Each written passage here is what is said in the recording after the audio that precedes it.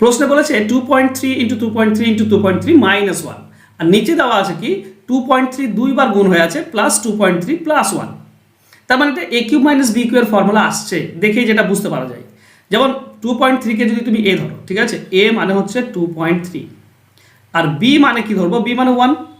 তাহলে দেখো উপরে আছে a কিউব মাইনাস 1, মানে তো আমরা b কিউব লিখতে পারি, b কিউবের মান তো 1ই হয়।